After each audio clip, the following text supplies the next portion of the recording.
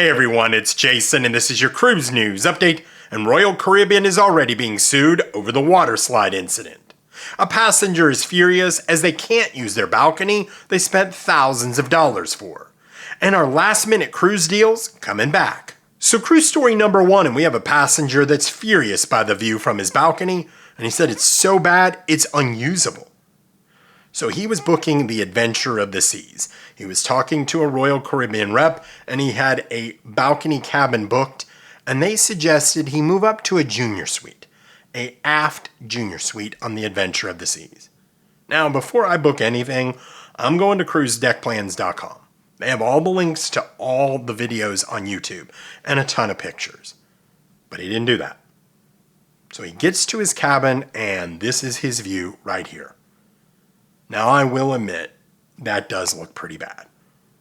But not bad enough for me not to use my balcony.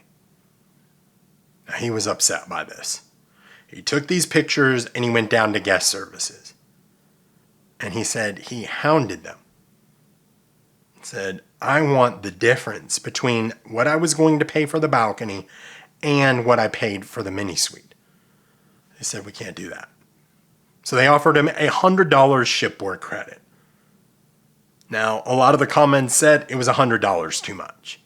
You should have investigated it. You should have known, because there's videos out there of it. But other people sympathize with him.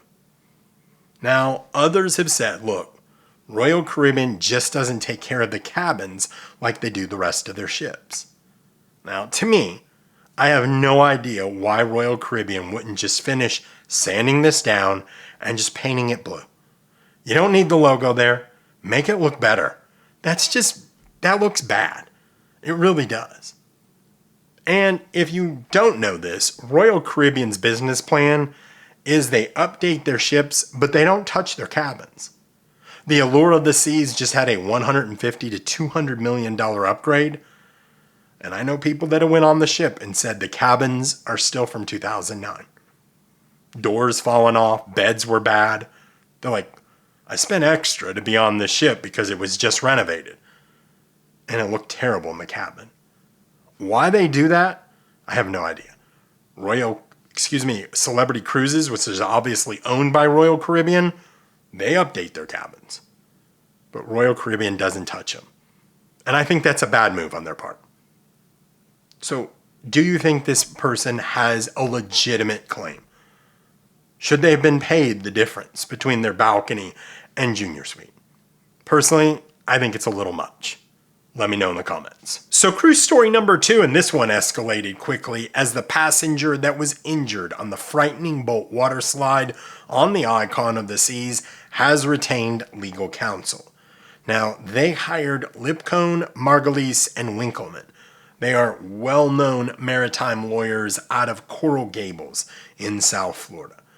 They have like a 5-star review on 212 reviews, and some of the reviews are very interesting to read. Royal Caribbean is very familiar with who they are. They go out and they win cases. 3,000 cases, over $500 million they won in settlements for their customers. It's just a sad situation. Now, what's interesting is we know that they wrapped up the hole on this water slide. Here's a picture of it here. And yesterday they were investigating. You can see someone on a lift. They're measuring the hole, looking at it. Personally, to me, I'm not sure this slide ever opens back up again the way it's configured now. I think they're going to have to do something different. I thought it was really weird when we were on the Icon of the Seas, just how hard I would see people hitting that spot. Usually it's a gradual slide down, not a real hard bump.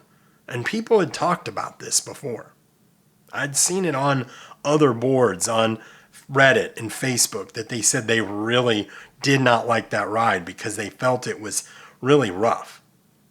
So we'll see how it goes. I mean, it is shut down on the Star of the Seas. They will not open it until the investigation is done. I could really see them reconfiguring it and renaming the ride or the slide. What do you guys think? Let me know in the comments. So before I get to cruise story number 3, I would ask that you please like this video and consider subscribing, as it does help the channel grow.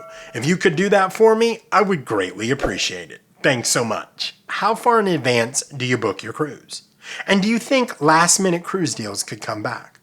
So during the pandemic, right after it, people were on a revenge travel binge. And you had to book at least a year, probably almost a year and a half in advance, to 1, get a decent price, and 2, get a decent cabin. Well, that's changed. And I thought this was an interesting comment by Royal Caribbean's CFO and CEO on their last earnings call. It said more than half of consumers are telling us they're booking closer to the booking date than they did in the past. And for people who intend to travel over the next 12 months, the majority haven't booked yet. Why would they wait? The only thing that I can think of is consumer confidence. Yes, it rose a little bit in July versus June, but it's still not good. So they want to make sure everything is good, and then they're booking a last-minute cruise. Now, Royal Caribbean, the CFO and CEO, spun this to try to make it sound like it's a good thing. They're getting more money for it. But are they really? So I obviously did a lot of investigating. I'm going to give you one example right here. Star of the Seas, November this year versus next year, Infinite Veranda. It's $300 more next year than it is this year. So are you getting more for your cabins on a last-minute cruise? I'm not so sure. And celebrity cruises. Obviously, if you know me, I'm a big fan of celebrity cruises. I wanted to go to the Norwegian fjords in 2026. It's not going to work out. So when 2027 opened about 2 weeks ago, I went and looked at the prices, and they're more every single cruise than they are in 2026. So why would I just not wait? I'm just watching a couple dates. I like Aqua Spa cabins, and I can tell there's only like 2 cabins booked on each of the cruises that I'm interested in. There's still 98% of the cabins available. So I'll just wait, watch the prices go down, and that's when I'll book. Because you might go, well, why wouldn't you book now, Jason? Just in case the prices go up. Because I don't want to spend $6,000 for an Aqua Spa cabin. Not sure what's happening in the world. I want to make sure everything is better, good, before I plop down a good amount of money to go to the Norwegian fjords. And I think this is what people are saying. And I get Royal Caribbean spun it, but it's an interesting thing. Could you see last-minute cruise deals happening? It wouldn't take much. If people are really waiting, which that's what they're saying, well, maybe people will start to wait even more.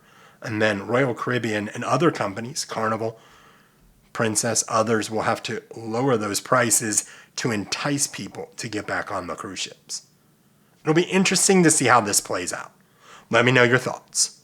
Some breaking cruise news as I was recording this video is Diana Ross is out as the godmother of the Star of the Seas.